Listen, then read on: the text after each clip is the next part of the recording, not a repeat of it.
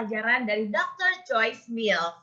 Beliau adalah seorang dokter psikologi klinis, traumatic specialist, dan juga praktisi psikoterapi. Dan juga terkenal sebagai storyteller dan terkenal dengan Storyplay-nya.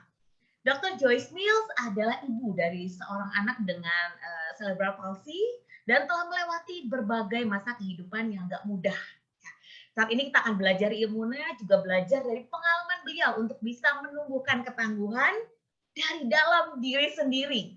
Dan juga untuk menghadapi keadaan sulit di dalam kehidupan kita sehari-hari.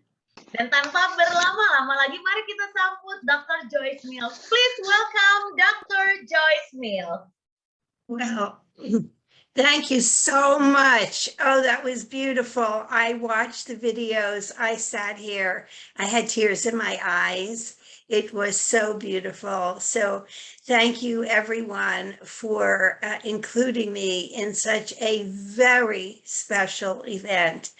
There is nothing more important than our precious children.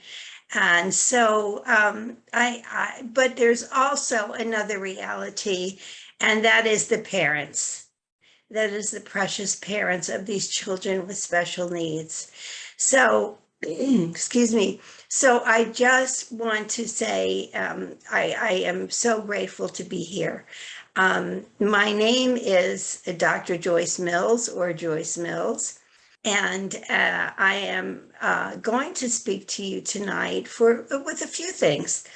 First of all, I want to be able to share my personal story, because it's not just about degrees.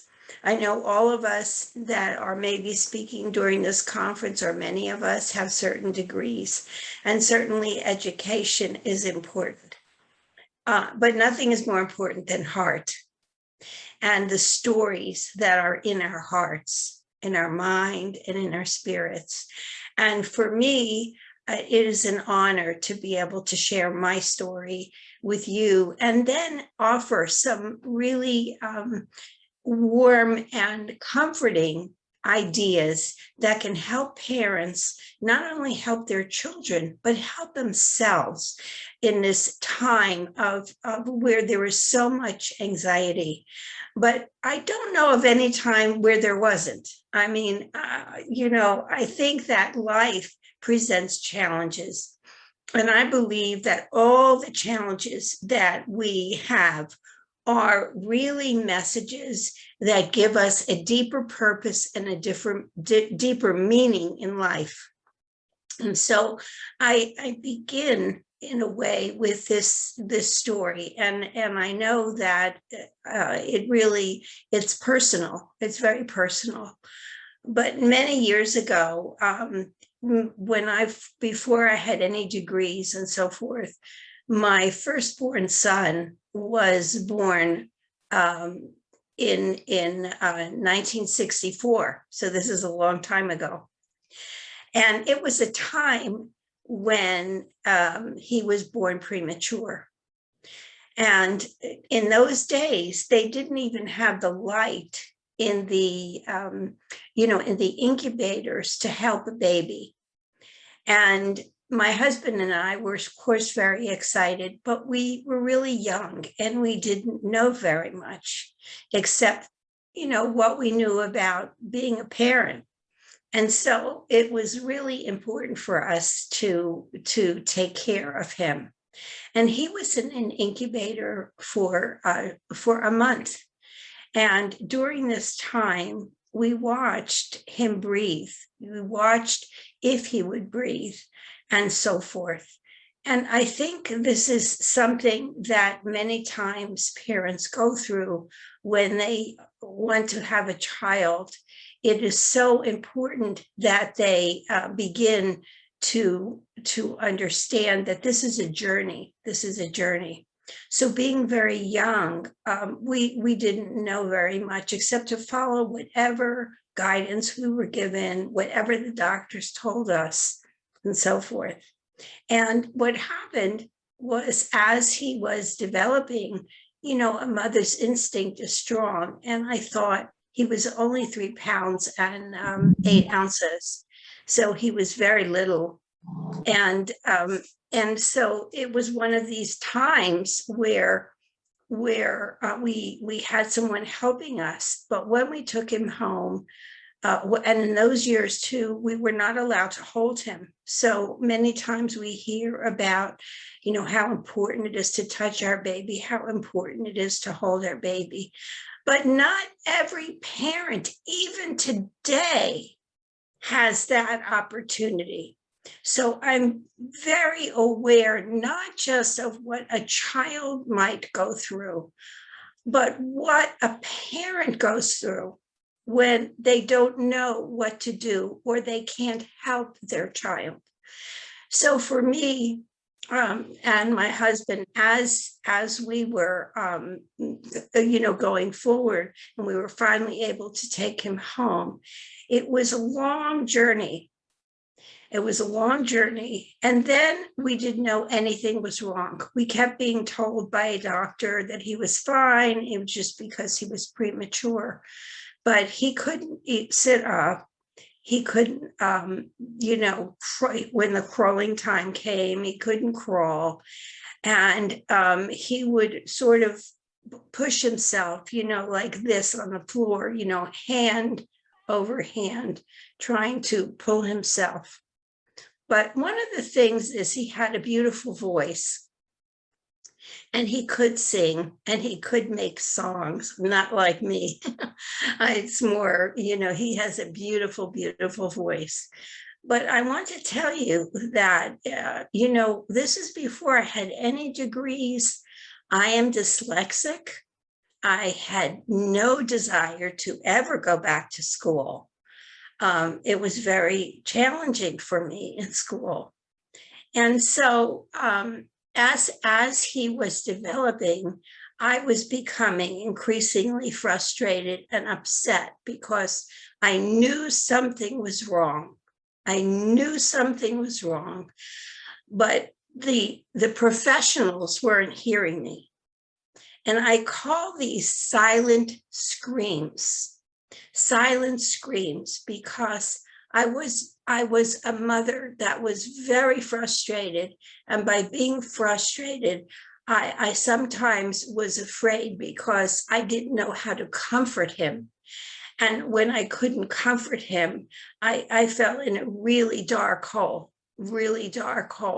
And I would cry myself. And sometimes I would go into my bedroom and close the door.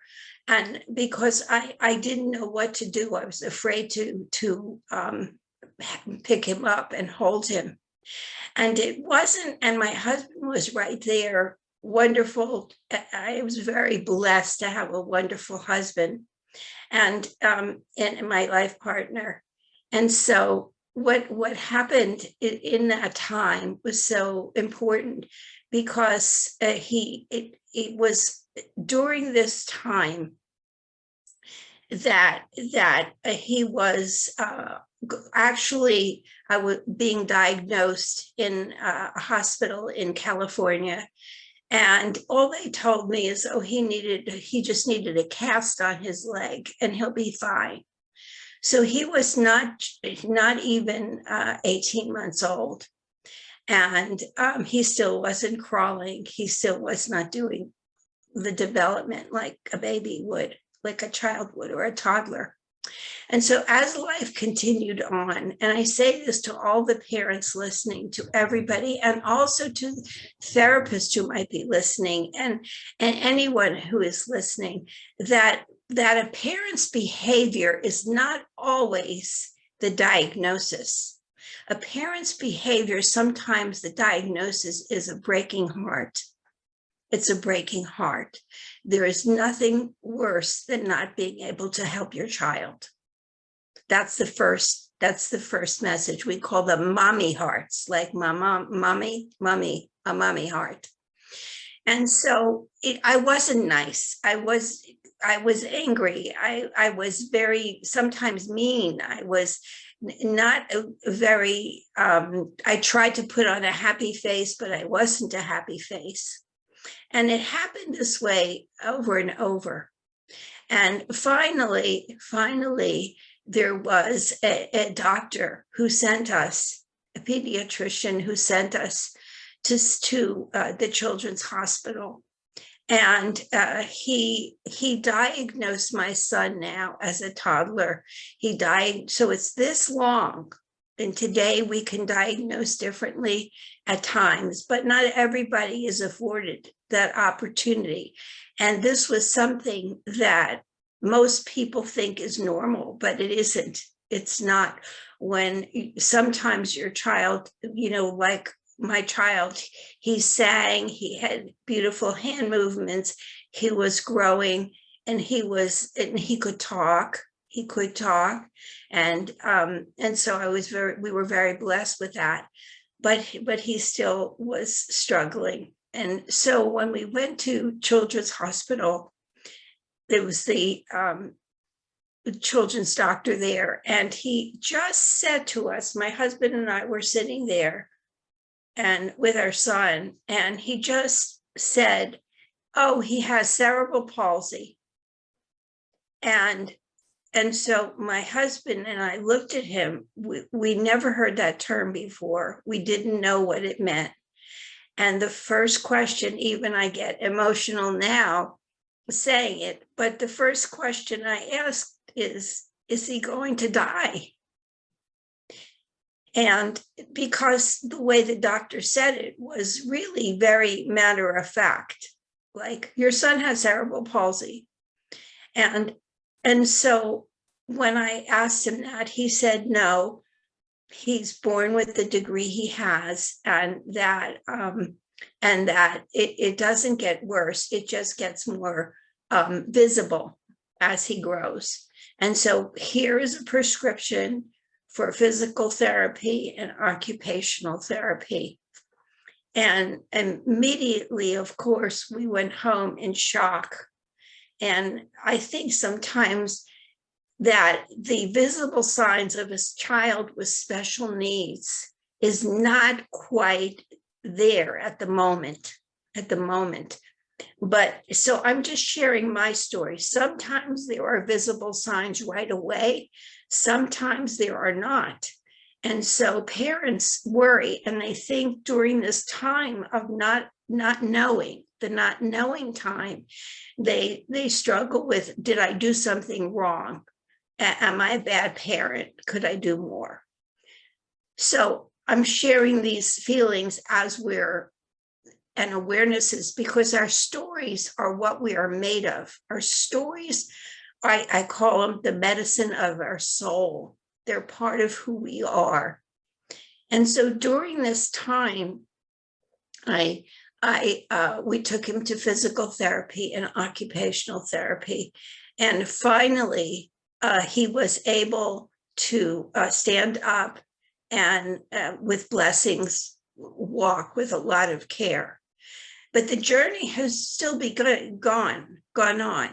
We had him go to nursery school, like a preschool for little children. And again, it was there that there was a nursery school teacher from a wonderful nursery school in California, in California, near where we lived. And this wonderful woman, she said, I hear you. You need help. And that was emotionally, because my son was having a lot of emotional struggles. And people don't understand that sometimes children with special needs, they have different kinds of expressions of emotion. And in those years, remember, this is a long time ago, they had different kinds of diagnoses, different kinds of ways of working with children. And so she recommended that we go to an incredible program. It turned out to be life-changing. And it was called Julianne Singer Preschool Center. And it was in a hospital. It was located in a special place, a hospital in Los Angeles. And it was incredible. But from the moment we went in, and from the moment this nursery school teacher asked me, suggested that we go for help, it changed my life. And my son wasn't until 5 years old. So this is a long time, from birth to 5 key times. But during this time, this was so hard for my husband and I, and so hard in our life. And I know for many people who lived around us as well. But this teacher heard what I call, and I mentioned it before, silent screams. So sometimes I say to all of you wonderful parents who may be listening and therapists, again, that behavior is just an expression of what might be the heart, might be a struggle of the heart. And we have to hear the heart. We have to connect with that heart. That's so important. And it was from there, in this wonderful program, that there was someone there who kind of recognized that I should go back to school. Because as we sat in parent groups, I knew what the parents were feeling. I knew what they were feeling. But at that time, the therapists were missing the broken heart. They were missing the fear of what's going to happen to my child. They were wondering, they were giving behavioral techniques and approaches to help the child. But inside, parents, no matter what language they spoke, we all spoke the same language. And we loved our child very much. Of course, there was nothing more. But so I'm speaking to two parts in this important talk today, that as parents, we need a lot of self-love too. So as time went on, I never thought I would go back to school. This is not about me. It's about a journey that we're guided, that we each are born with a purpose. And my son became, I want to say, my hidden angel, because he is who guided me back into a place where I went back to school. And as this dyslexic mama, reading problems and so forth, I went back to school. My son continued to grow. There are challenges along the way, even today as a grown person, and a fine young man, a really fine young man. But as I say, as a parent, one of the things that I recognize in this whole process, it was because of him that guided me into a deeper place of purpose. And I think for all of us who might be listening today, that's something important. We all have hidden angels. We all have hidden angels that guide us to what we are doing in our life. And we may not recognize them. Sometimes they come in life experiences or someone we know, but they all come in ways that touch us. And sometimes it isn't pretty. There are many times that parents had a hard time with their child. And so that touches my heart, because we see only the beauty of their smiles, but we don't talk about what is it like when you can't soothe their worry, or what is it like when you can't help your child when he or she is struggling. And so this gave me another insight, which was very, very important, probably the most important of any education I could ever have. And that led me to go back to school and get the degrees that I did. Some people say to me, I feel blessed, like to be with all of you tonight. But would I change it if my child didn't have to go through struggles? You bet. I'm very honest with that. I would change it in a minute. And I would give anything up to be able to not have my child struggle. And so one of the things also for parents, as your child develops, and I want to say for me, as I watched him develop, he has special needs. He had special needs, and he still has special needs. And so I think that, as I say, some are recognizable, some at birth, some are not. And so as you have this child with special needs, you also, as a parent, have a special need. You also, if you are a caretaker, have a special need. And that is a gift to be able to take care of yourself. Because I want to say, I learned something from a cardiologist many years ago in a conference when he asked the question, what part of your body does your heart have to take care of first? And people said the brain. We're all studying about brain and neurophysiology, but those are big words. But right now, it really was, what he said was, no, it's the heart. The heart has to pump blood to itself first before any other part of the body.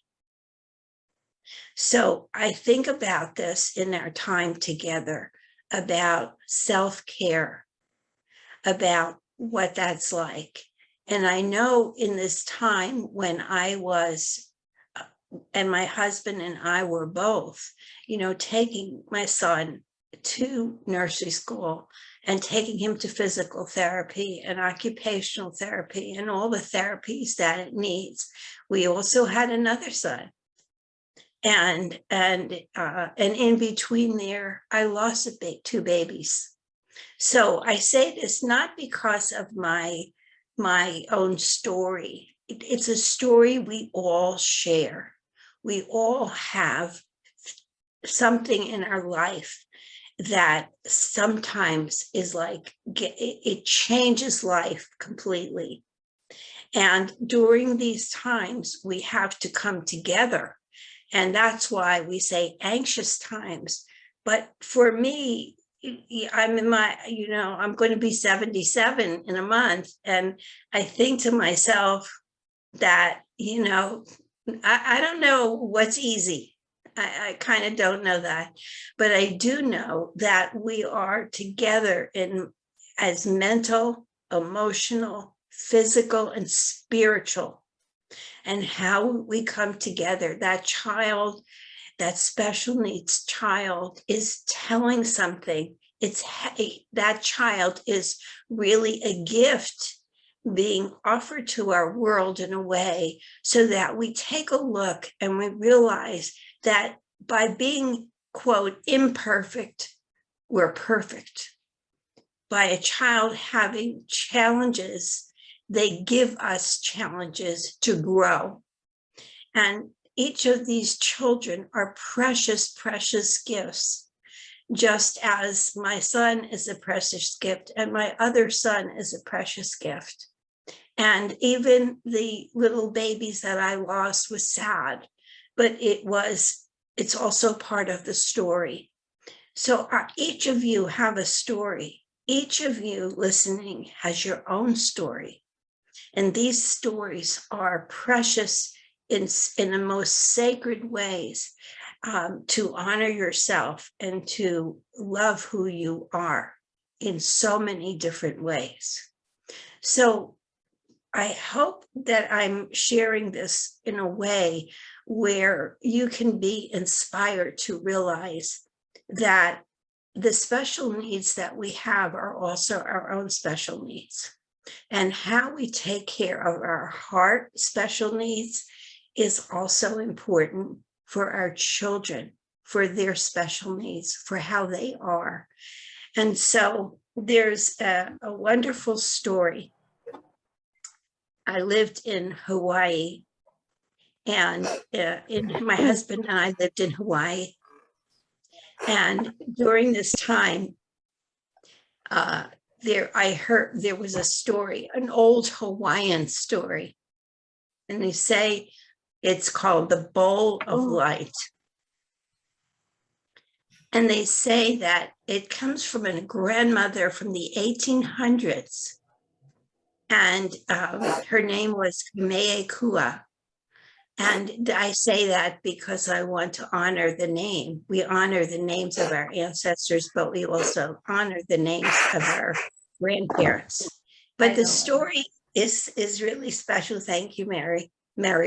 And it says that every child is born with a perfect bowl of light. And with this bowl of light, the child can swim with the fishes and ride on the backs of sharks and fly with the birds and be perfectly okay. But in life, sometimes there are negativities that happen. There are hurts and there are pains. And these hurts and pains become like stones and they get placed in the bowl.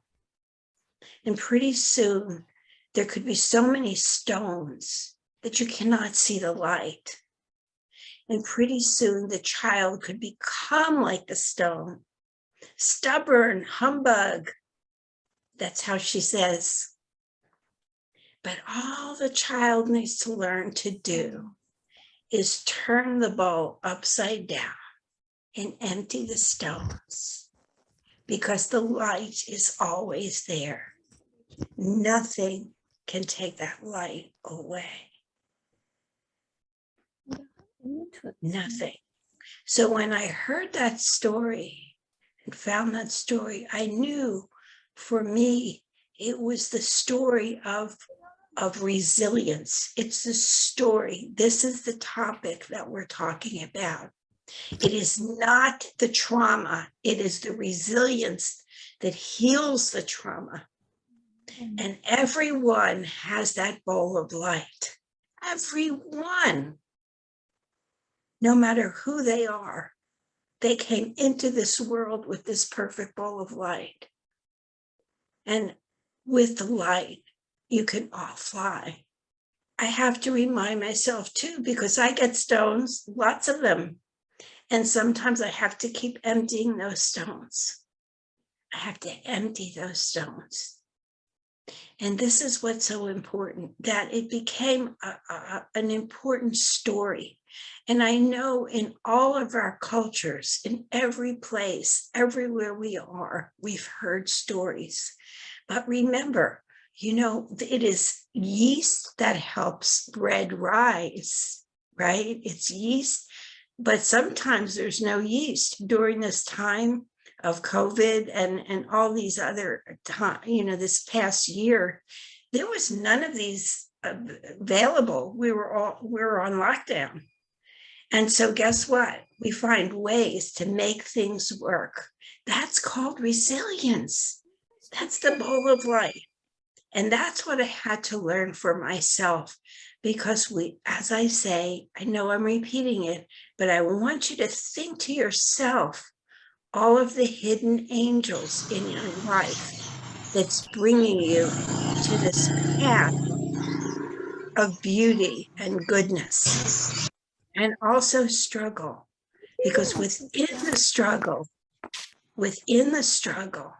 is beauty. So I want to show you some slides now. And while I do that, I will continue to speak. And I hope if you're watching, you can think about some things, some questions. Mary, we're going to have a time where we're going to have some questions. And I'm happy to be here. So let me see. I'm not the technology wizard, so bear with me. So again, this is our topic tonight that we're talking, and this is what I'm speaking from my heart for this incredible conference, this incredible time together of strengthening the voice of and for mental health. And today we're sharing about building resilience in anxious times. And so I'm trying to kind of move this a little bit. So it says each seed contains the promise of 1,000 forests. Think about that. So what we're talking about, what I'm trying to share with you are the seeds, and each of you have seeds, but the seed is also a little child. The seed is also you as a parent, as someone who's watching right now, who may be an auntie, a grandma, a caretaker in some way, a grandpa, a dad, a mom, anybody who's there, maybe even a brother or sister. You carry these seeds of promise of 1,000 forests, 1,000 forests. And I want to share, this was about, there was a wonderful, we had the day of play in Indonesia. And children, I'll show some other pictures later, but these are children who I kind of had the idea that if we drew a great big heart and also a great big butterfly, that what would happen, I was asked the children to put their fingerprints there, and their fingerprints would be, their fingerprints were their dreams, what they hoped for, their hope in their life. And so there were 1,400 children from most impoverished, struggling places. And they were so amazing, all of them, to see these 1,400 children. And they came up just with a big heart. So all of these, we are seeing every single dot is hope. And hope is so precious. Again, hope feeds resilience. Resilience feeds hope. And that's what helps us heal any trauma in our life. The traumas that we have, it is not the trauma, it is the resilience that we have, even if we can take a breath in some way during the most difficult storms in our life. Oop. And here we had a butterfly as well. So we had a big, hard, big butterfly. We all went around. Now, why the butterfly? Why? Of course, I'm speaking about the heart. This is what generates our whole life. But the butterfly is a symbol of transformation. She speaks to us. The butterfly has a way where most people don't know. But the story is, a good friend of mine who is a neurobiologist, she was speaking to me one day, and she told me the story. There are 4 stages. Okay, 4 stages. There's when the eggs, when the little butterflies there. There's then the cocoon. I mean, the caterpillar, right? And then there's the chrysalis or the cocoon, and then there is the wings happen. But what she said that was so wonderful is that there's also something that happens inside the chrysalis. It has a breakdown. It becomes gooey and soupy. But she said, what transforms the caterpillar to the butterfly are things called imaginal discs. Imaginal discs. And they contain all the seeds of change. So I tell you that because these dots are like those imaginal discs. Hope contains all the seeds of change. And all the seeds of change are when we connect to the resilience that each one of us has. And sometimes I don't feel like it. Sometimes I kind of feel struggling like everyone, like I can't get up. But then I remember I remember to take that breath and know that these seeds of change are there.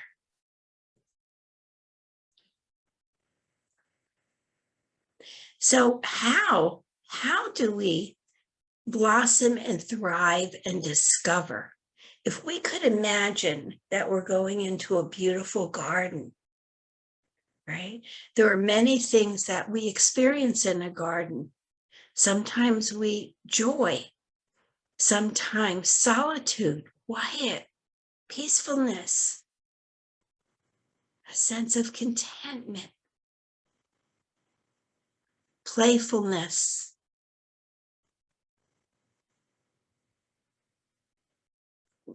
Sorry. And there are three essential elements that help us blossom and thrive. We have tender care. We need tender care. We have nourishing nutrients. And we have loving attention. We need this. So our children need this, but we also need this. And I think about that so much. How do we get that tender care?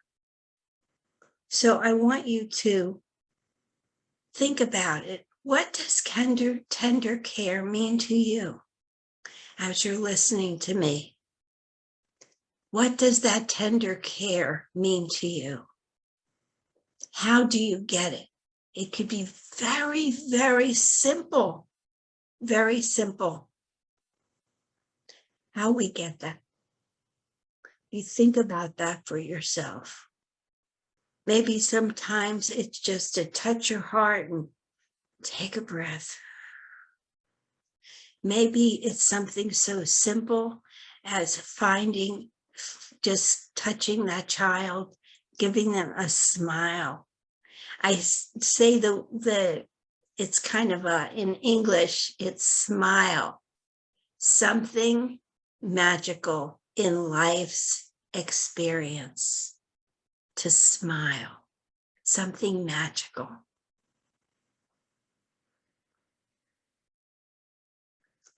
And nourishing nutrients.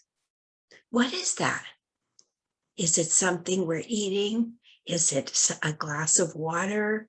Is it some love? Is it kindness? What is it? What is it for you that really you think about nourishing nutrients? Nutrient is something that helps something grow. It could be a kind word from someone. It could be a little note that somebody writes. So you want to think about that. What does that mean to you? And then loving attention. Just how do we show and how do we get attention? How do we inspire attention? What does that mean? Sometimes children get attention by crying, right? We all know that. Sometimes we get attention by ourselves throwing a tantrum. I sure can, that's for sure. And sometimes we just, again, get loving attention in ways that are so simple, so simple. I am wondering, is there someone, Mary, did you want to stop now and answer questions, or can I continue? Yes, Joyce, you can continue. Okay. Thank you. So, yeah, I'm trying to kind of navigate a little bit here, and I probably don't need to. I have a big screen with the slides, and I'm hoping as I'm speaking, you can see that I'm looking at everyone. Can you confirm that, Mary? Yes, I can see it well. Okay. Okay. So this is a place that I visited. I was really blessed to visit. And this is, we were talking about special needs. This is a place called Caminos para Jesus, the pathway to Jesus in Belo Horizonte, Brazil. It's a special school and a place that is dedicated to helping children who've been abandoned at birth. And all of them have cerebral palsy. So when I was speaking in Brazil, there were some people there who were therapists who asked if I could come and visit. And to be honest, I didn't know if I was strong enough to do so.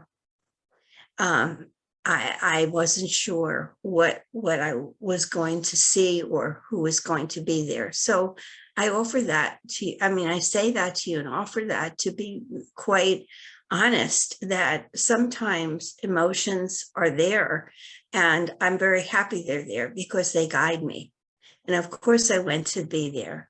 And what happened is I brought my turtle, BT, and here's BT. So I think you can see him. Hi. And he was a big hit. He was a big hit. And so and I have, of course, permission to show all the pictures that I do. And this little girl was so curious. She was so amazing. She became very curious, but at first she wasn't sure. And the children in this place, this is an incredible place. It's a place where it was also started by two people to help feed and help these children who were abandoned. And so here she is, and you can see different ages here and in different levels of having cerebral palsy. And so she was so curious about BT, my puppet. And so she ran and got her own. So just look at the joy in just in a simple place. And she went and she got her puppet, and she told me his name was D'Artagnan. So and this was a very big room. It was filled with children. So this was a puppet I had brought to them for a gift also. So there's first BT, and then this is the second puppet. And they are just so in love with him.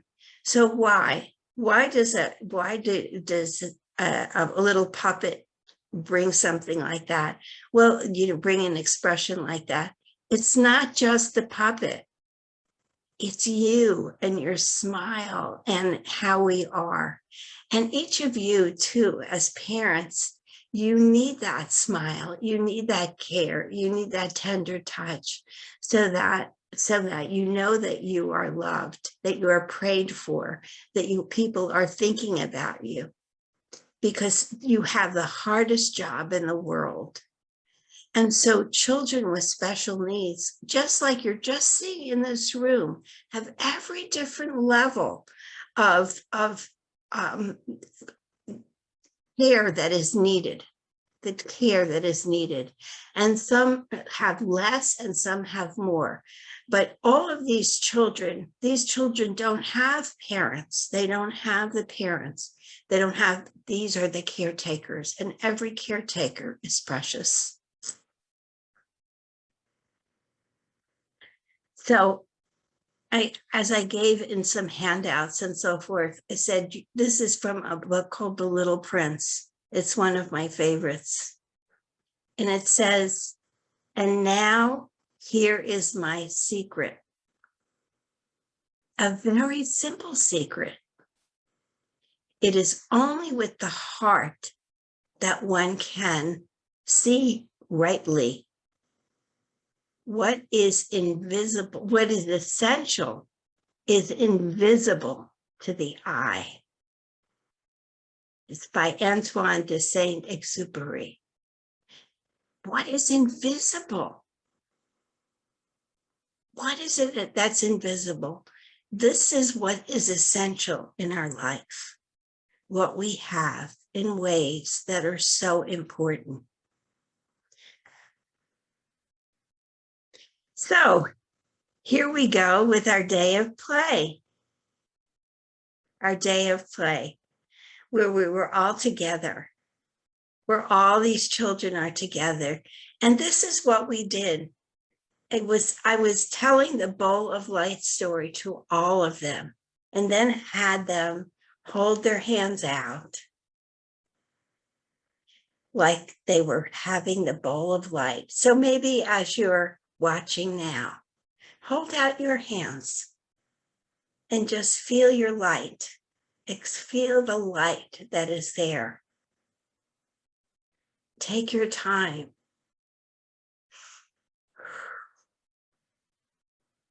And then sometimes that light can get heavy.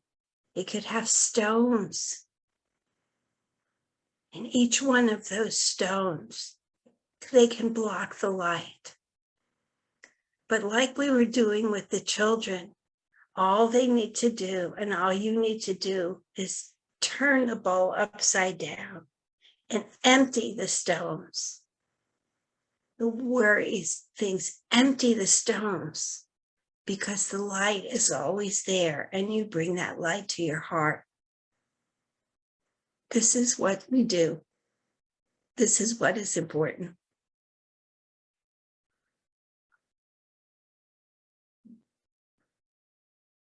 So I want to lead us in a little bit of a meditation right now. And it's something I really like to do when I'm speaking, so that we feel that we're all connected, So I talked about the heart. And long time ago, before there was telephones and internet, the drums, they have a special means of communicating with people from all over the world. And today, the drum is considered, even today, it carries the rhythm and heartbeat of Mother Earth for many people. And more personally, the drumbeat is symbolic of the human heartbeat. You all have a human heartbeat. And communicating the message to our mind, our body, and our spirit. And however the messages of our heart drum are often blocked. They're blocked sometimes by our worries, our doubt, and our fear. So see how this kind of connects to that bowl of light. And with this in mind, to kind of help to sort of develop this, I use it with children and with myself, with friends. Use it for yourself. And I kind of gave you all the ways that you can do it. So this is kind of if you're watching this, obviously you're probably sitting, and just so get in a comfortable position. And maybe if you want to, you can close your eyes. You'll hear me talk. And to close your eyes and take a few slow, deep breaths. Gently inhaling through your nose and out through your mouth. Almost like you're blowing on a feather.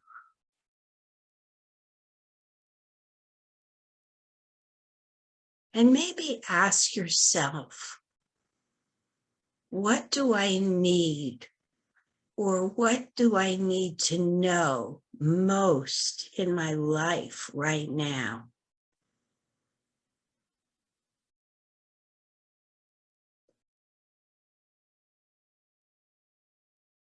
And just continue breathing comfortably.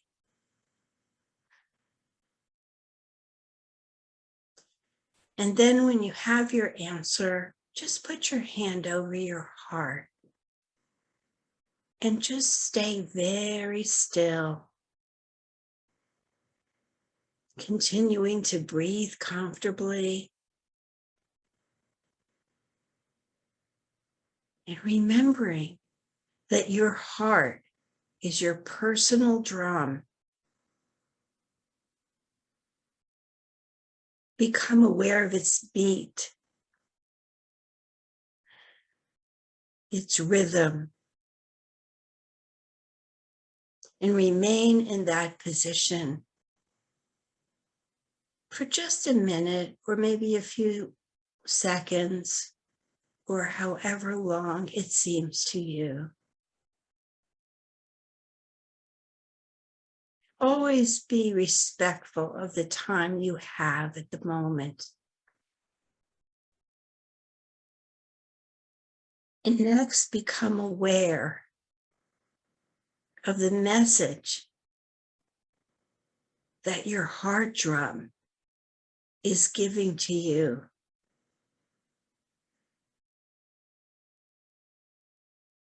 This message is your heart song.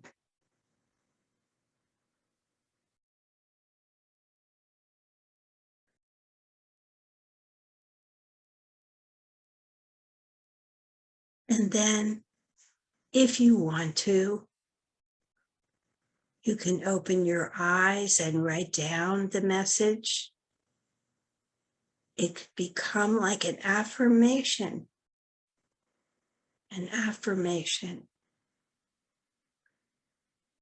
on a little card or a piece of paper.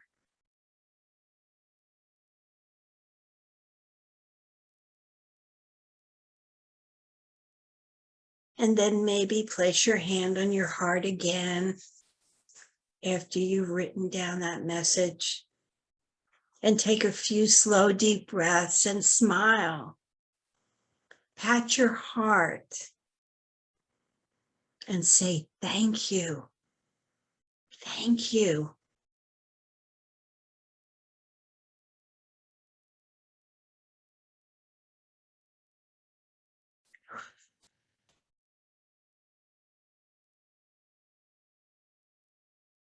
Yeah. So we just did a little meditation. And this is how we talk about restoring our inner garden of resilience. And the proverb is, above all that you hold dear, watch over your heart, for from it comes life.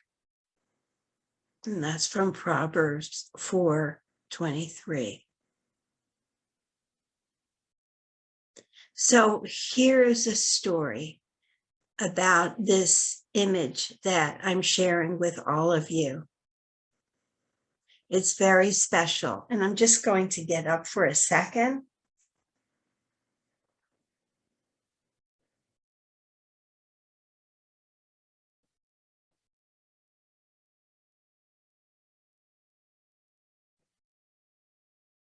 We never know where gifts come from.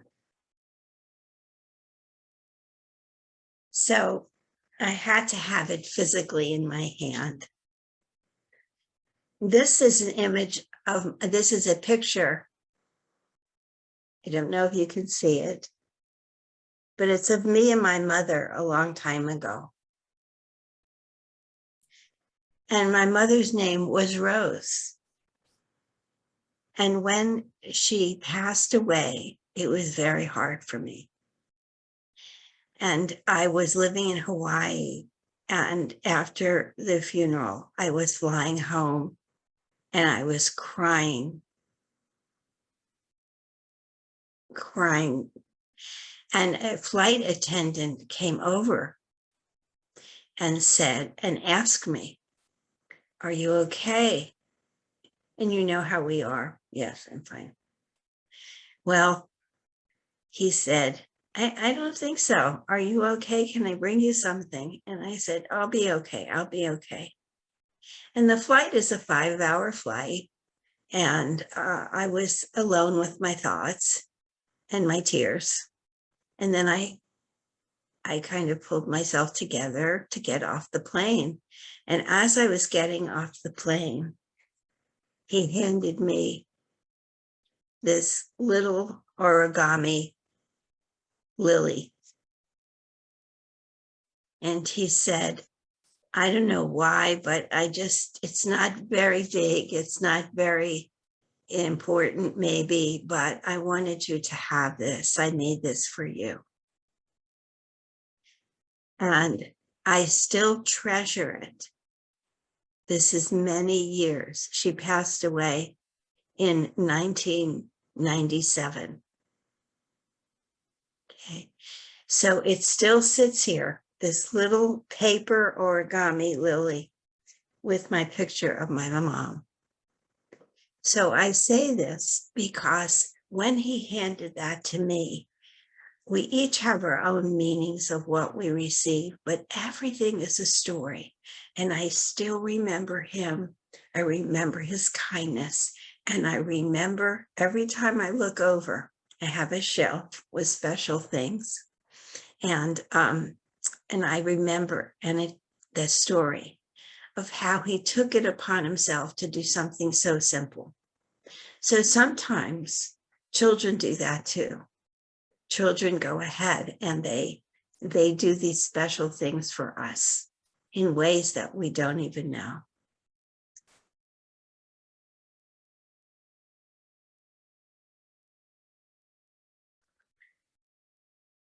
So before I go on, I want you to think to yourself, the simplest thing that maybe someone handed you. This is, again, how do we restore our inner garden of resilience? How do we take care of ourselves in these times where there are things that are anxious, but also when we have children with special needs, to remember the heart pumps blood to itself first, so we can restore our inner garden of resilience and strength. And then we can give it out to our children. We can help these children that we see in a way, or live with in a way that's so simple. And you think to yourself, what is it that makes their heart happy? So this is another kind of a meditation. And I give it to you too, because you're beginning your day, you're beginning your Saturday, you're beginning this time for yourself. So again, find that comfortable place. Now, we may not be able to lie down and watch, but you can hear me and you can hear how we're speaking. And after a few moments, peaceful, you can close your eyes and take a few slow, deep breaths.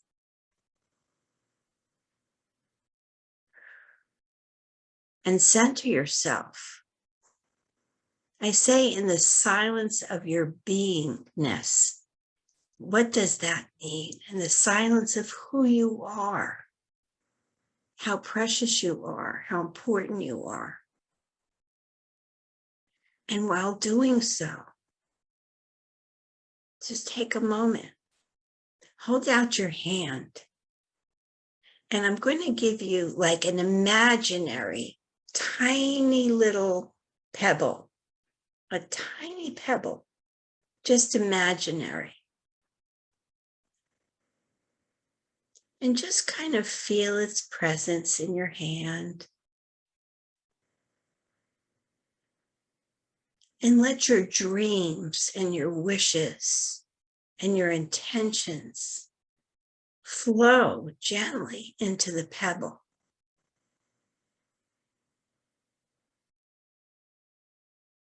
Very gently. And when you're ready, toss the pebble, you're only imaginary, toss it into an inner quiet river and allow the ripples you feel to carry messages to your heart.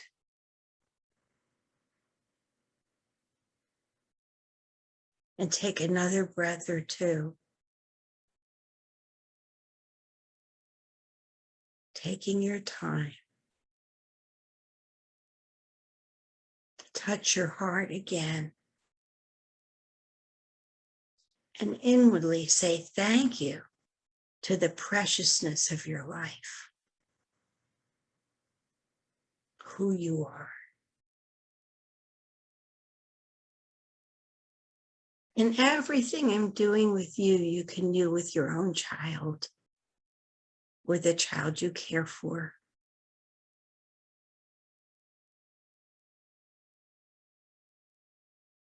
So take a few moments.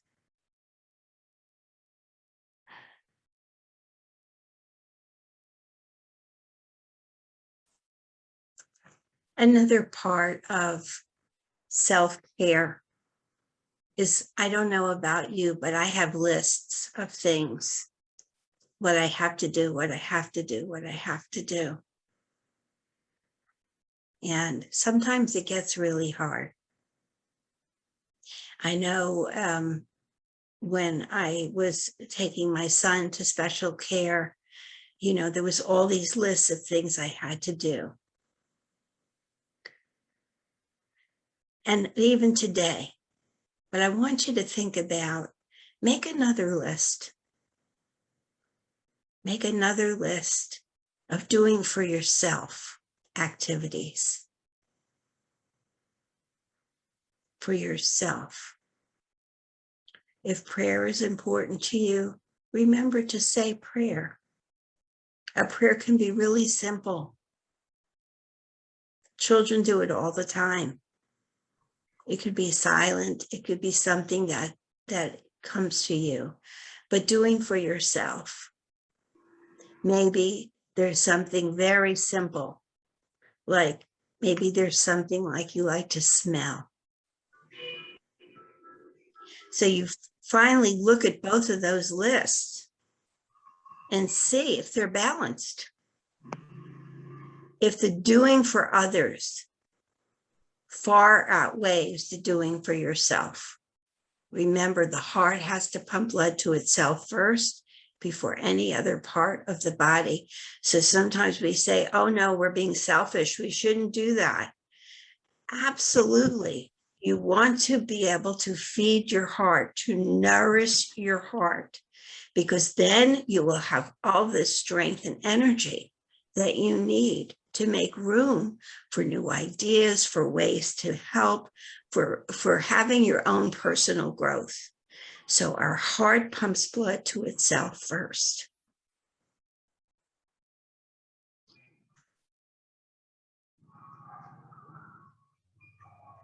This is one of my favorites, and that's to create a blessing fund. What's a blessing fund? A blessing fund's a place where you can deposit the day-to-day blessings so that we may be spiritually secure as we go through life. So I do this with kids.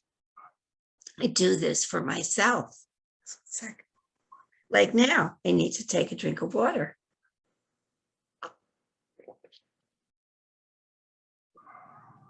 This is something simple you can do. You can take a drink of water for yourself. But don't just think about it as, okay, I'm thirsty, I'm going to take a drink of water. Water is life.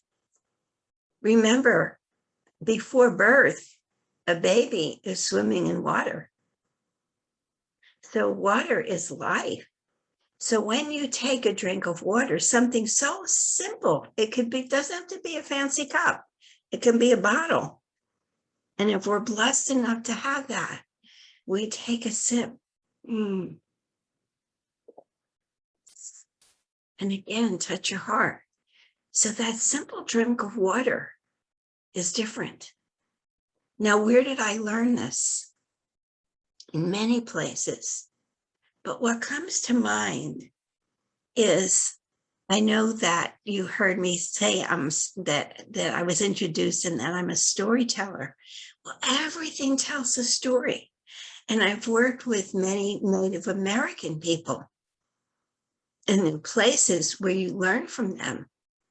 And one night, I was sitting up. It was in a special ceremony, a prayer ceremony.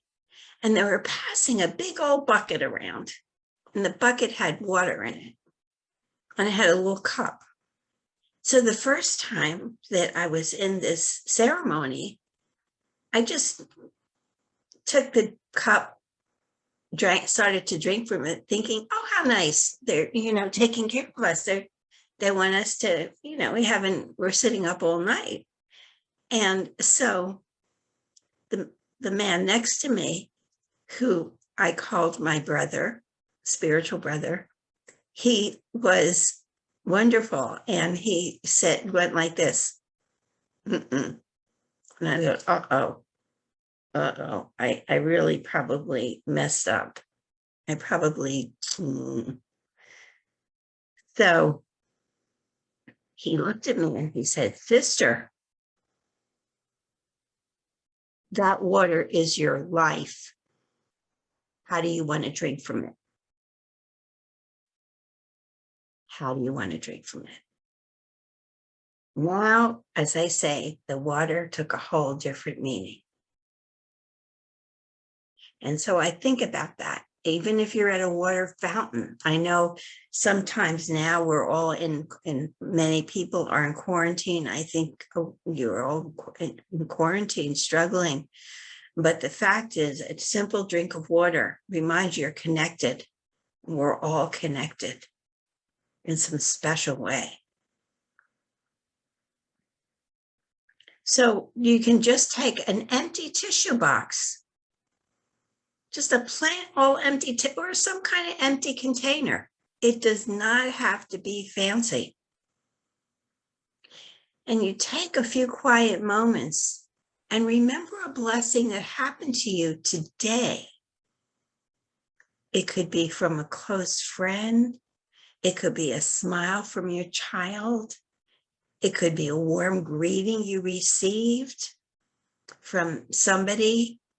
It could be simply opening your eyes in the morning and just breathe that, breathing in the blessing of the day. Okay. It's a blessing for me to be with all of you. So I'm going to put that in my blessing fund, because right when you write it down and just on like a small piece of paper, that's what I do, is you deposit it in the box you created. It doesn't have to be a big piece of paper. Children can just draw a picture on a piece of paper, give them an old empty box, let them decorate it, and put what it means to them. What's something kind? Remember, what we're doing is we're nourishing our resilience. We want to give ourselves spiritual vitamins so that we can feel nourished. Remember in the beginning, I talked about that nourishment. So we want to have that nourishment in that way. And so we can enjoy the spiritual interest that accumulates as your blessings continue to appreciate and value.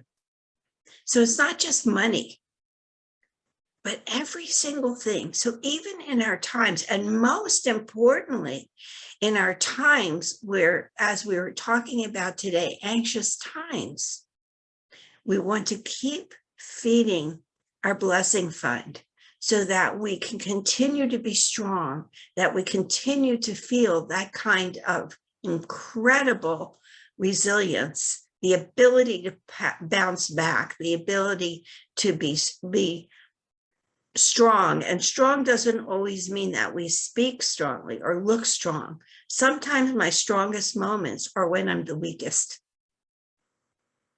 Sometimes my strongest moments are when I'm the weakest, because I have to also receive. I have to receive what is being given and what is there and what is not there.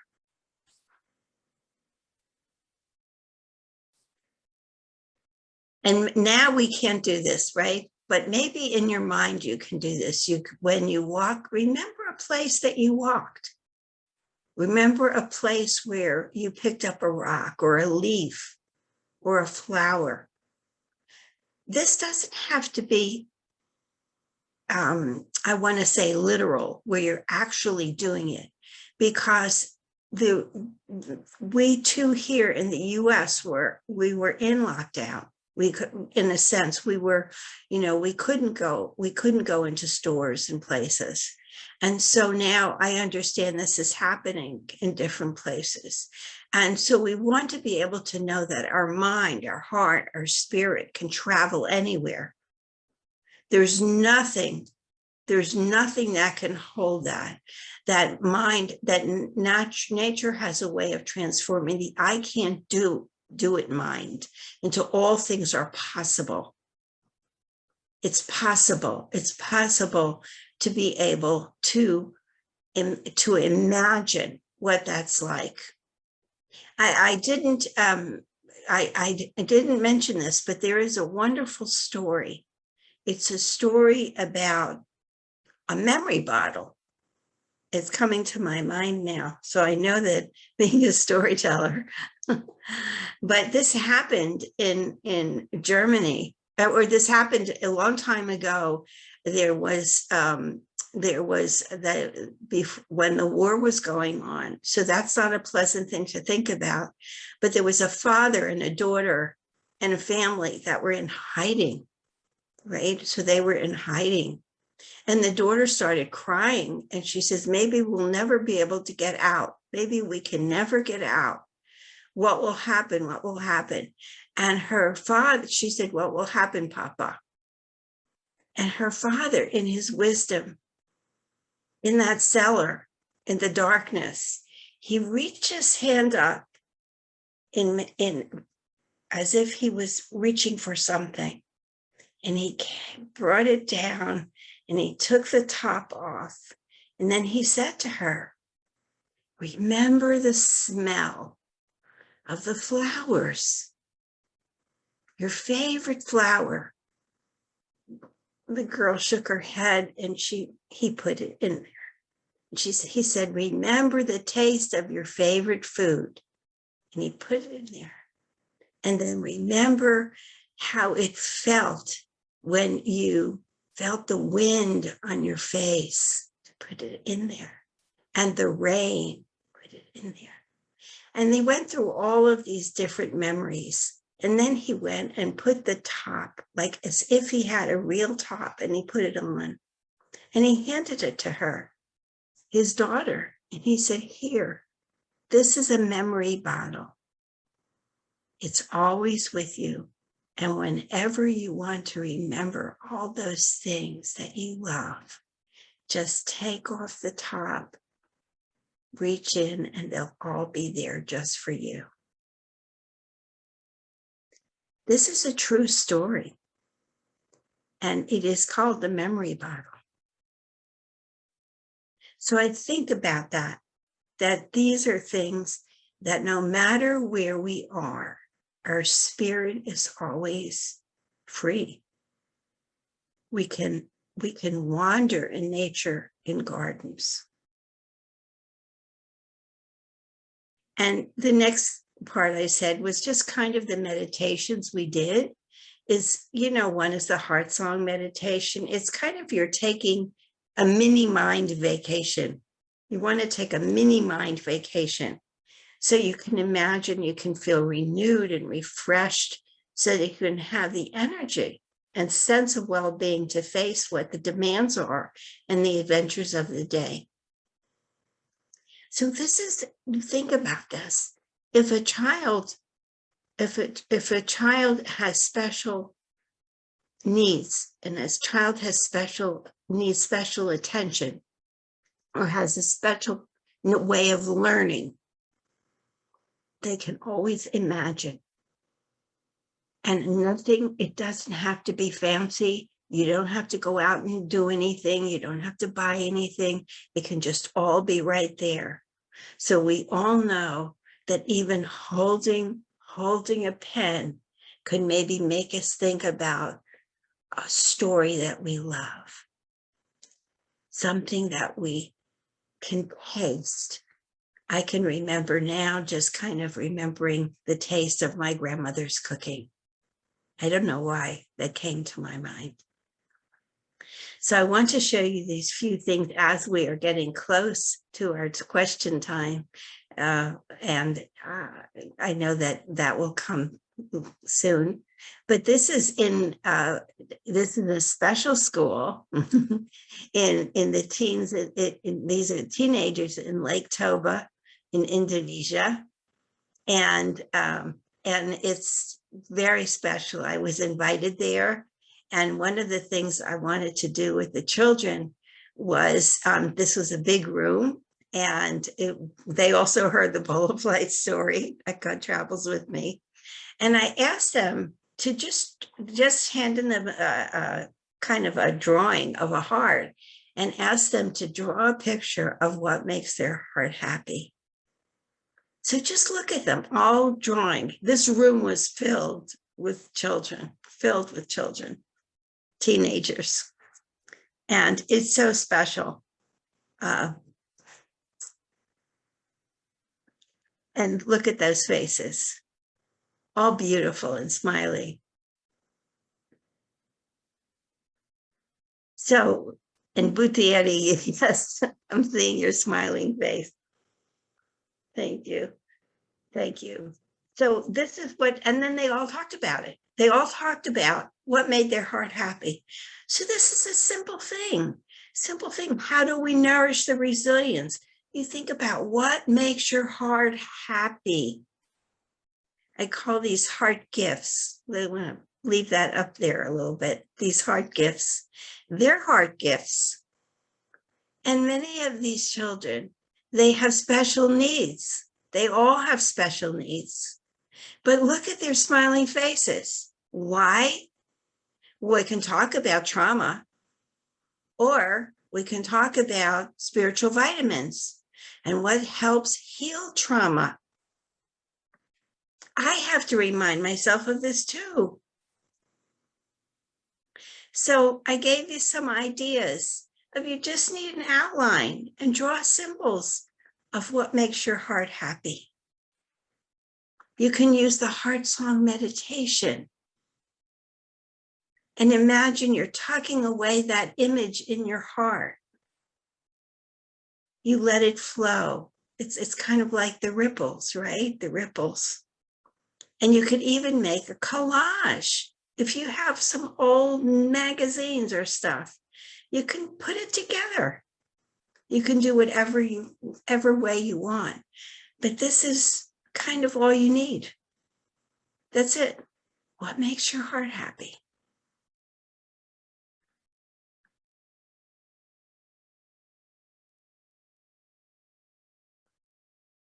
And this is, so I want you to just kind of think for a minute as I'm talking with you.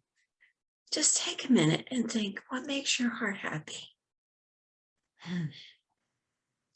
Again, the heart has to pump blood to the cell first.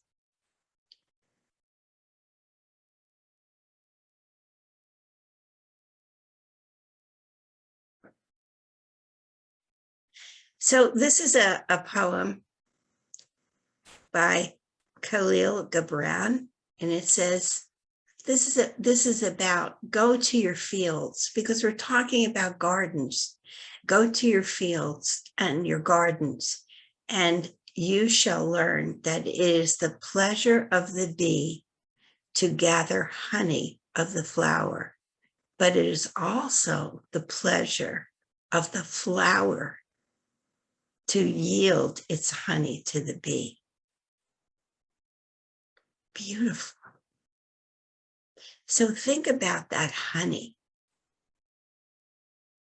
Now, I have a rabbi, and he's wonderful. This holiday time, he told a story, and he said to us to think about it, that when the bee stings, it dies.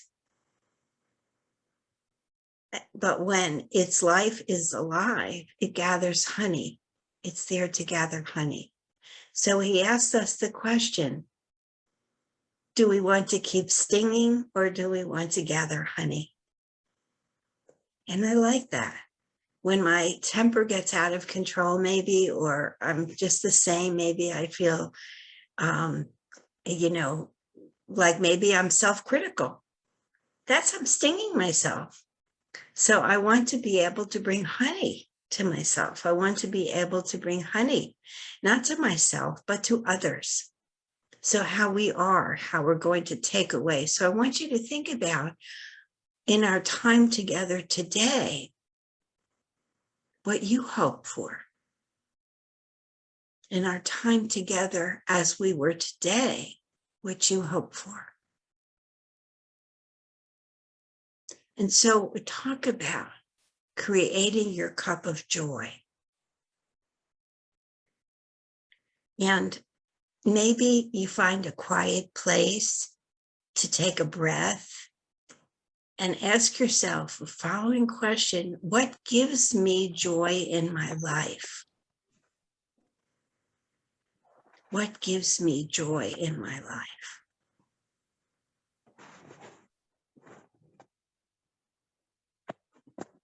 And with whom do I feel full, respected, joyful?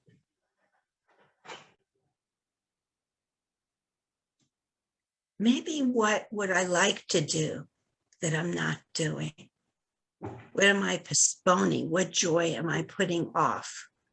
Again, we're just putting this in the same idea, whether you're inside or outside.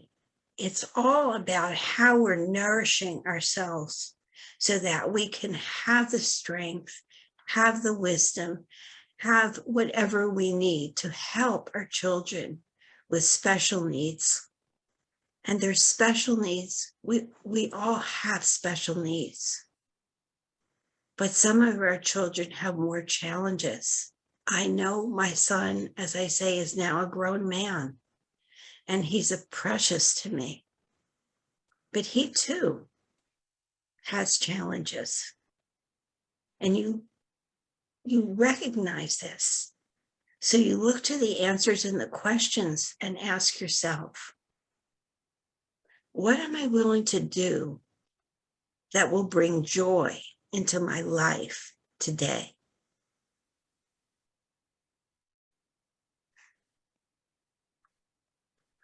And so there's an kind of just a drawing. This is something I made a long, long time ago. It was with paint. This is when I could get paint. And it has words on it and symbols like love and peace and different words on it. This was on a glass. But I've also made them with cups. And you can also just draw it. Just draw it. So it's symbolic of what it is that we have in our life, that we want to fill our cup with joy. So this is kind of what I was looking at this point, is that, just a second, sorry. Keep on sowing your seeds, for you never know which will grow, and perhaps it all will. So there is a story that I want to share with you. It is a time when I was in another state, and I was visiting, and I was also speaking. And I'd like to, maybe we can stop sharing. Okay. So this story is when I was in a place in Connecticut, actually. And I was there doing a training and teaching, and we took a break, and the place that we were doing the training was in a hospital. And so I went, one of the men that was my sponsor, helped for the conference, we went to visit in the hospital, and it was a children's hospital, a wonderful children's hospital. And all the children there were critically ill. And as we were walking, we visited each of the rooms, and, we just stopped and talked. And as I was there, I was looking at a little girl as we were coming to the end of the tour at the hospital. There was a little girl sitting in a wheelchair, and on her plate, she had a half-eaten a sandwich that she hadn't eaten, a banana, and a glass of milk. And so I introduced myself to her and I said, hi. I said, my name is Joyce. And I said, I'm so glad to meet you. She was like a little girl. She had pigtails that, kind of clumped together, and she was just so cute. And she just was sitting there with not a lot of expression. And she told me, she says, my name is Dolores. And I said, oh, Dolores, that's such a nice name. And she said, it's not Dolores, it's Demoris. Oh, I said, Demoris, that's even a better name. And I said, sure looks like you have a really good sandwich there. And the nurse said to me, she doesn't want to eat. And she doesn't eat very much. So I said, oh, yeah, sometimes it's hard to find the way to eat, huh? And she said, So we talked, and then I told stories to her, a couple of the stories, and she was looking at me, and I told her the bowl of light story. I told her a few stories, and she was just looking at me. And then it was time to go. So I said, I have to go now. So can I give you a hug or a kiss or to say goodbye? And bye-bye. And she went, no, she wasn't. So I said, okay. So what I did is there was that banana on her tray. And I don't know why, but I picked up the banana and I leaned down and I gave her tray a kiss. And I put the banana back. And I said, bye-bye. And little Demoris was still sitting there. And she had a different look. And this time, I was at the elevator and I turned around to see her. And what she had done is, and this is true, she picked up the banana and she put her cheek down just where I put the kiss. And she put the banana back. And so in that moment, what I want to say to all of you, the kiss is always there. The kiss is always there. We just have to find time to look for it and receive it. So thank you for this time together. And I believe now we're going to have questions. And I will do my best to answer your questions or comments in the best way that I can.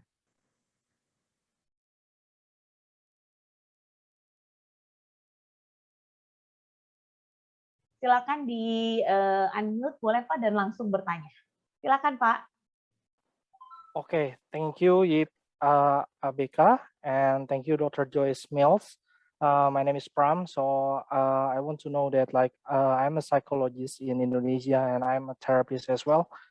And I want to know how, as a therapist and a psychologist, sometimes we feel overwhelming with ourselves and we deal with the patients and we overwhelming. And I want to know what is the practical suggestion from you to feel more flourishing and more happy as a therapist and a psychologist? Yeah. I think everything that I shared today is you can apply to yourself. Oh, okay. Everything I share today, you can apply to yourself. This is, for everyone who is listening or watching and I believe that I sent out handouts as well. But everything that I shared today is really relevant to you as a therapist, as a psychologist. You must have self-care. And remember, the heart has to pump blood to itself first. So all of the things that we talked about, that I was sharing today, I hope that was helpful. Okay, thank you. Thank you Dr. Joyce. Terima kasih Bapak Pram. Berikutnya Saudara Sinta Amelia. Saya persilakan untuk di-unmute. Hi, Dr. Joyce. Thank you for the opportunity. I just want to ask about your kids.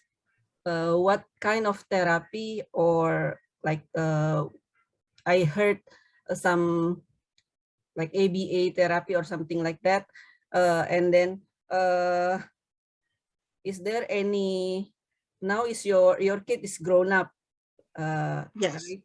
Is there any trauma or bad effect from the therapy that your kids received when they was a child?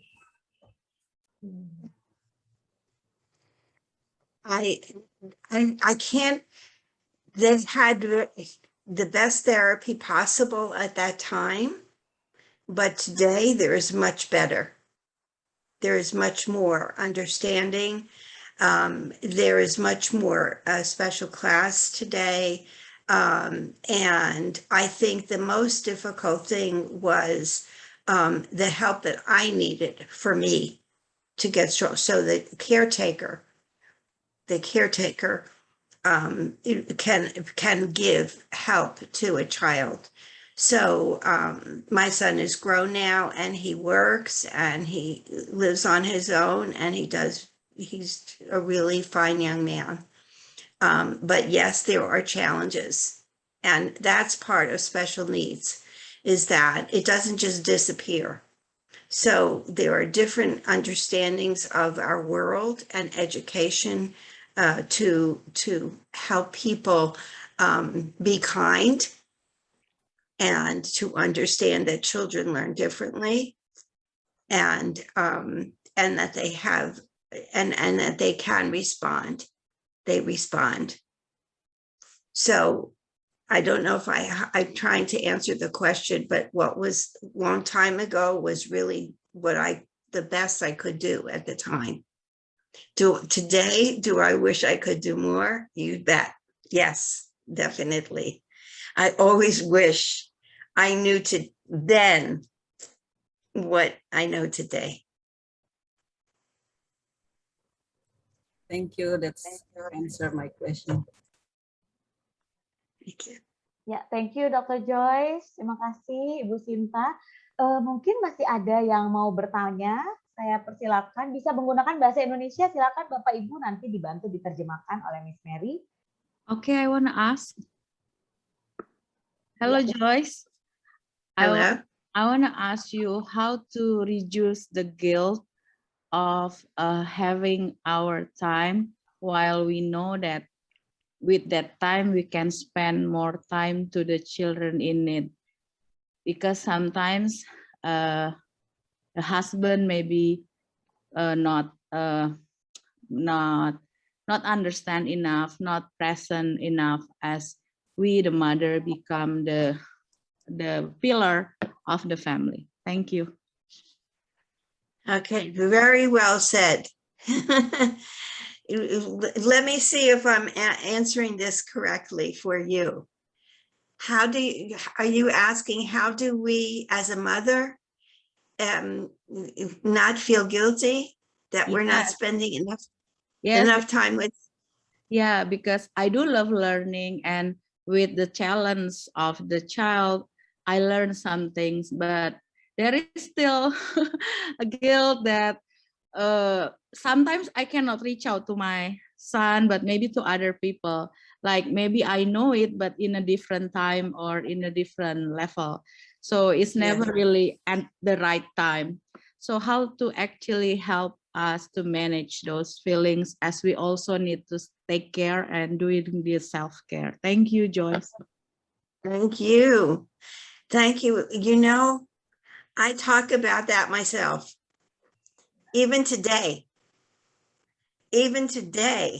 with a grown son, with everything, I never feel like I'm doing enough for my own children.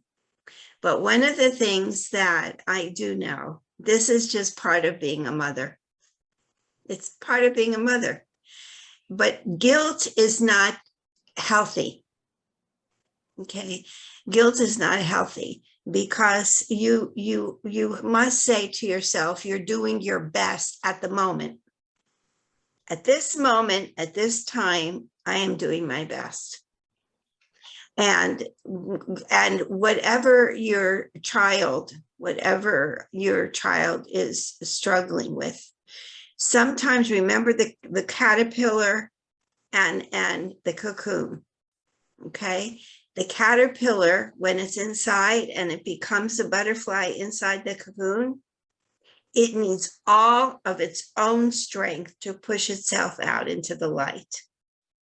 If anybody helps it, it will be crippled or for life or die. Okay, so part of this resilience and strength that I have learned, which is really hard, was sometimes we called it tough love, but in other words, I wanted my son to be able to fly in life. And sometimes my husband and I had to make decisions that were hard. And sometimes today, my husband now has passed away, but today as a mother, I still have to make decisions that are hard. And why? Not to be mean, but remember the caterpillar and the butterfly. It has to have its own strength to fly, to push itself in the light and fly, right? A bird has to crack open the egg to be able to fly. And I will just tell you one quick story. Maybe this will be helpful for everybody. I love this story. It's about an eagle. It's true. It's a true story about eagles. They mate for life, and they build big nests. And of course, then they wait, and the eggs that are laid, they hatch, and the little eaglet is in there. But before, when they're making the nest, they build a nest. So there are like little twigs, branches, they're sticking up, and they fill the nest with moss, this soft grass, very soft. And then they lay the egg. And when the eagle hatches, the little eaglet, okay, and it's getting stronger and stronger, and they want the eaglet to learn to fly, what they do is they start to pull the soft, comfortable grass out. And so it's not so comfortable. And the little eaglet has to go to the edge of the nest so that it could fly. And the mama and the papa, they watch. And if it falls, they can get up, but they put it back. So it has to learn to fly in order to live. God could be in any way that we take that. But sometimes we make decisions as a mother or as a caretaker. And yes, we have a mommy heart, that mommy heart. But always say, you are loving your child, and that you may not like some things they do, but that's where your self-care comes. to really take care of yourself. Thank you so much, Yes. Joy. Okay, thank you. Thank you for Thank your question. you.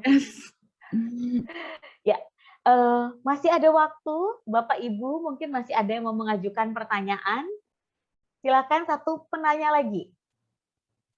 Adakah?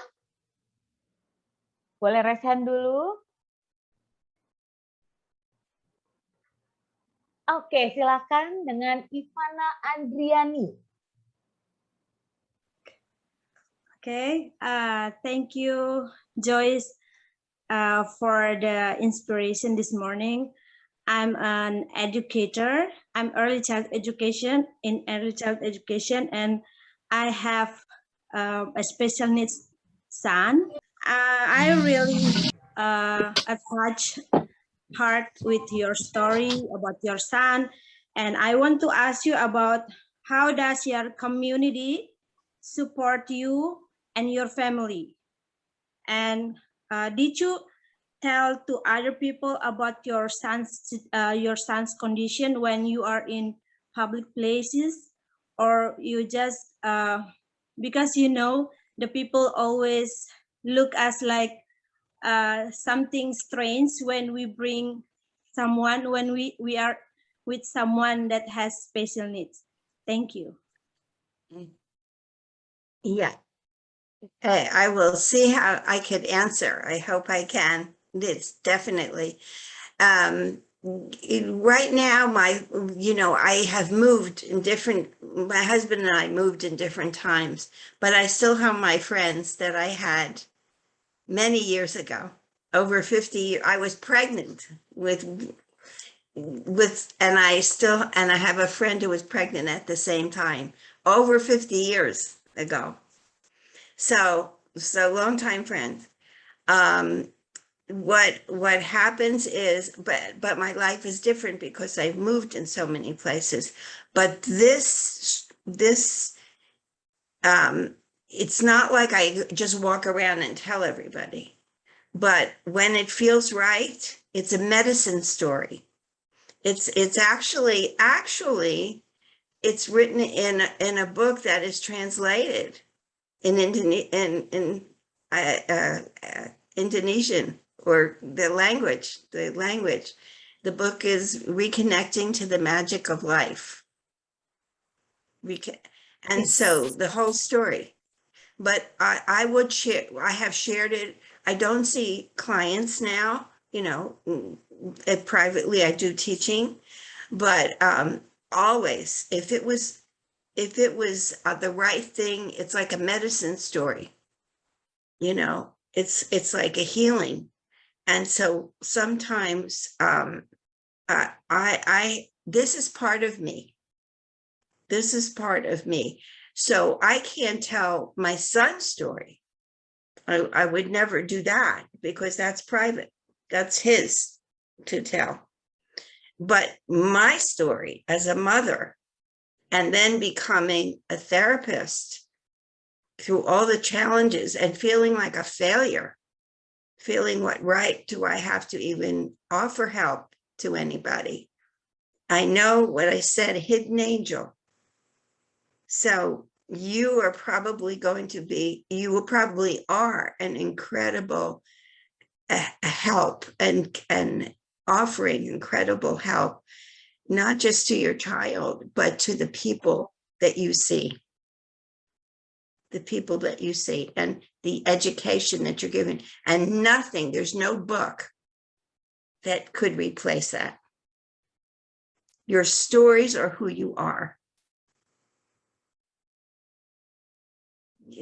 And it's beautiful. And I'm, like I say, imperfect. I am imperfect. Imperfection. By being imperfect, there's perfection. So just like a child with special needs, with their quote imperfections, they are perfect. And just let me add too quickly another part. I don't know if you know about, have ever heard of Navajo people, Navajo tribe, but this is all indigenous people, and I am sure in Indonesia, the many tribes, the many people that are there. When something is like when they make a rug, like a woven rug, they always weave, the Navajo always weaves a mistake. Beadwork, they always make a mistake. So, because it makes the beauty of life. So it's not really, I hope that was helpful. Okay, thank you.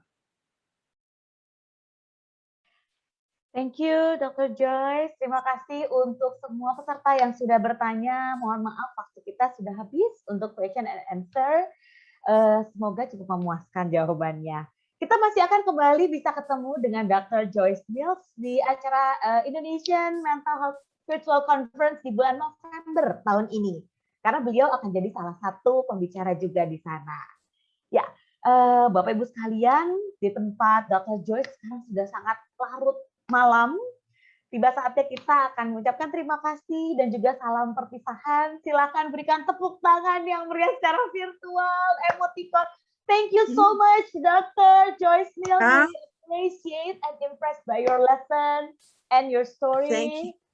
Thank you for your life, love, and your time for us in Indonesia. Bunch of love for you. Oh, much love for you. Thank you. Thank you. Blessings, blessings. Yes. Blessings for all of you. Yes.